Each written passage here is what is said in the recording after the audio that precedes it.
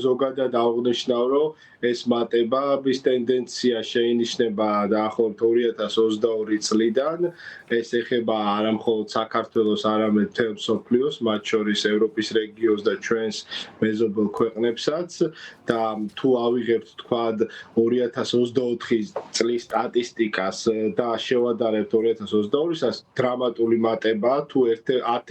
დაახლოებით 12 თუ 13 შემთხვევა ჰქონდა 2022 წელს, ხოლო 2024 წელს ჰქონდა 327 შემთხვევა, რაც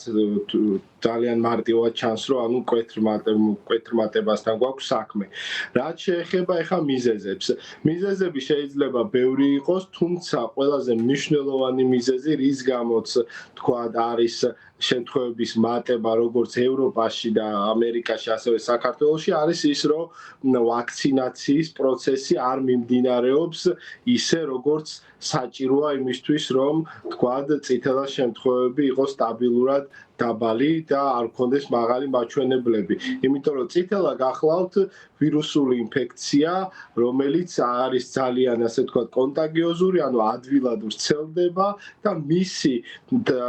თავდაცვის ერთადერთი და უნივერსალური საშუალება არის სრულფასოვანი ვაქცინაცია. ანუ თუ სამიზნე მოსახლეობის დაახლოებით 95% არ არის ვაქცინირებული, ყოველთვის არის იმის რისკები, რომ მოხდეს ეპიდსიტუაციის გაუარესება და წითელას შემთხვევების მატება. აქედან გამომდინარე, ჩვენ რეალობაში წითელას შემთხვევების მატების ძირითადი მიზეზი და მთავარი მიზეზი არის ის, რომ გეგმიურ კალენდარულ ვაქცინაციას არ მიყვება ჩვენი მოსახლეობის დიდი ნაწილი და მაშინ, როდესაც ეკუთვნის ადამიანს ვაქცინაცია და ეს არის ბავშვთა ასაკში 12 თვეზე და შემდეგ 5-6 წელზე, არ უტარდებათ, ასე ვთქვათ, ეს ამ პერიოდში ვაქცინაციები, რაც ხელს უშლის, რომ ჩამოყალიბდეს საზოგადოებრივი იმუნიტეტი და ქმნის იმ რისკებს, რომ გქონდეს, ასე ვთქვათ, არასტაბილური ეპიდსიტუაცია წითელას კუთხით და სხვა ბერკეტი ამის დასტაბილურებლად პრაქტიკულად არ არსებობს, ან ნაკლებ ეფექტურია, თუ ეს პრობლემა არ მოგვარდა და თქვათ ვაქცინაცია არ ჩატარდა და არ გაგრძელდა ისე, როგორც ეს აუცილებელია იმისთვის, რომ შევინარჩუნოთ წითელას და არა მხოლოდ წითელას, სხვა გადამდები ინფექციების კუთხითაც სტაბილური ეპიდსიტუაცია. აი იმისთვის რომ უკეთ გავიაზროთ დაუშვათ ვაქცინაციის მნიშვნელობა ამ დაავადების წინააღმდეგ ბრძოლაში, თუ შეიძლება უფრო დეტალურად განგვიმარტეთ, რა არის, რა დაავადება ეს, როგორი მიმდინარეობა ახასიათებს და რა გართულებები ახლავს თან, თუ დამძიმდა დაუშვათ წითელას მიმდინარეობა? ბატონო, ზოგადად ესეც საზოგადოებაში აზრია, რომ ეს ასე ვთქვათ, წითელა და სხვა ეს გამონაკლებით მიმდინარე ინფექციები თითქოს ძალიან მსუბუქად მიმდინარეობს და არ საჭიროებს ზედმეტ ყურადღებას, რაც ნამდვილად არ არის, ასე ვთქვათ, სწორი, იმიტომ რომ გარკვეულ შემთხვევებში შეიძლება გქონდეს დაავადების რთული მიმდინარეობა. ზოგადად აღნიშნავ, რომ წითელას არის მწვავე ინფექცია, მას ახასიათებს, ასე ვთქვათ, უეცარი დასაწყისი, მაღალი ტემპერატურით, სახსრების კუნთების ტკივილით, რომელსაც ახლავს შემდეგ სპეციფიური მაკულოპაპულოზური გამონაყარი, მშრალი ხველა და შეიძლება ამას შემდეგ მოყვეს სხვადასხვა გართულებები, როგორც სასუნთქის სისტემის მხრივ, ანუ განვითარდეს მწვავე ბრონქოსპაზმი, პნევმონია, ასევე წითელამ შეიძლება დააზიანოს პერიფერიული და ნერვული სისტემა,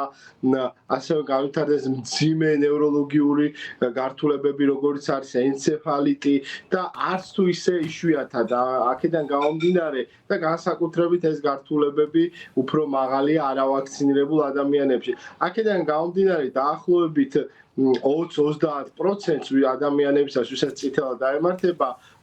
ისინი საჭიროებენ გარკვეულ შემთხვევაში ჰოსპიტალიზაციას და შემდეგ რეაბილიტაციის პერიოდი დაახლოებით 1-დან 2 კვირამდე გრძელდება ხოლმე და პოსტ-ინფექციურადაც საკმაოდ ბევრი გართულება შეიძლება ახდეს, შეიძლება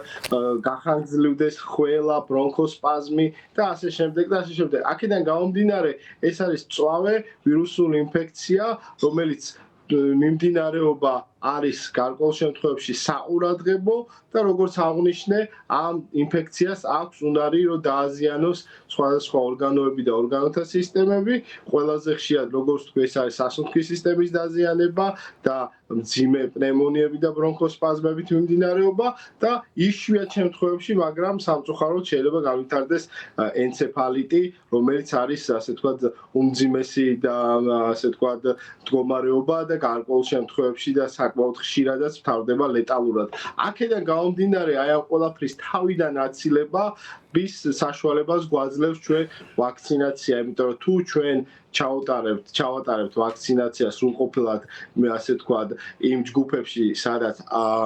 რეკომენდირებულია და ეს გაწერილია ეროვნულ კალენდარში, ასე ვთქვათ, ვაქცინაციის ჩვენ ქვეყანაში, ეს მოგვცემს ჩვენ საშუალებას, რომ ვიყოთ მეტნაკლებად დაცული ამ დაავადების გავრცელებისგან. არა მხოლოდ იმ კონტინგენტში, ვისაც ვაქცინაციას ვატარებთ, არამედ დანარჩენ მოსახლეობაშიც, იმიტომ რომ შექმნილი, ასე ვთქვათ,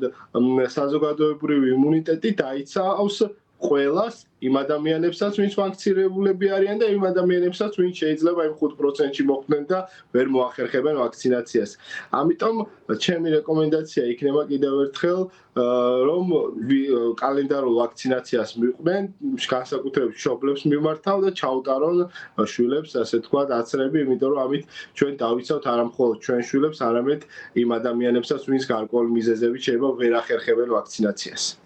ალექსანდრე, აი თქვენ საუბრობთ, რომ მშობლების ნაწილი უარს ამბობს ბავშვის აცრაზე. აი არის კონკრეტული შემთხვევა, როდესაც მშობელი უარს ამბობს აცრას ბავშვი არა ზოგადად ვაქცინების მიმართ მისი უარყოფითი დამოკიდებულების გამო, არამედ იმიტომ, რომ დაუშვათ კონკრეტული ქვეყნიდან არის შემოტანილი ვაქცინა, იგივე 1 წლის ასაკის ბავშვებში ამ ეტაპზე შემოტანილი არის ინდური ვაქცინა და მშობლები თავს იკავებენ ამ ვაქცინის გაკეთებისგან იმ მოტივით, რომ ელოდებიან დაუშვათ ევროპის რომელიმე ქვეყნიდან შემოვიდეს ვაქცინა. აი ამ შემთხვევაში თქვენი რეკომენდაცია როგორი არის? არის ეს დაკავშირებული რაიმე ტიპის საფრთხეებთან თუ ეს რაღაც გავრცელებული წარმოდგენებია? ბატონო, ზუსტად მე ვერ გეტყვით ახლა ამჟამად რა ვაქცინებია ამ წუთას, თუმცა ერთი რამ შემიძლია თქვა, რომ ყველა ვაქცინა, რომელიც შემოდის ქვეყანაში და არის, ასე ვთქვათ, სახელმწიფოს მხრიდან გეგმიურ კალენდარულ ვაქცინაციაში, ასე ვთქვათ, გამოყენებული, არის აკრედიტირებული ვაქცინა, აქვს ჯანდაცვის მსოფლიო ორგანიზაციის აკრედიტაცია, რაც ნიშნავს, რომ მას აქვს უსაფრთხოება და აქვს ეფექტურობა. აქედან გამომდინარე, არანაირი რაღაც, ასე ვთქვათ, საბაბი, რომ ჩვენ თავი შევიკავოთ ვაქცინაციისგან, არ არსებობს და მე მოუწოდებდი, ასე ვთქვათ, ჩვენ მოსახლეობას, რომ ჩაიტარონ ვაქცინაცია, იმიტომ რომ სხვა ბერკეტი ამ დაავადებებთაც, ასე ვთქვათ, საბრძოლველად ეფექტური ბერკეტი არ არსებობს, იმიტომ რომ არის ინფექციები, მათ შორის გახლავთ წითელა, რომელსაც სხვანაირად ვერ შევაჩერებთ და ამაზე მეტყველებს, თქვათ, ისტორია, რომ წითელას ეპიდემიები მართვადი გახდა მას შემდეგ, რაც დაინერგა ასე ვთქვათ, ეფექტური ვაქცინაცია. ამიტომ ჩვენ აი ეს ყველაფერი უნდა გავითვალისწინოთ და უნდა ვეცადოთ, რომ რაც შეიძლება ნაკლები ადამიანი გვყავდეს არავაქცინირებული იმ ჯგუფებში, სადაც მოწოდებულია ეს და რეკომენდირებულია და არსებობს, როგორც ვთქვი, სპეციალური კალენდარი ამ ვაქცინაციის. ამიტომ არსებული ვაქცინები, რომლებიც არის აი ამ ეროვნულ ვაქცინაციის კალენდარში, არის უსაფრთხო, ეფექტური და აქედან გამომდინარე არანაირი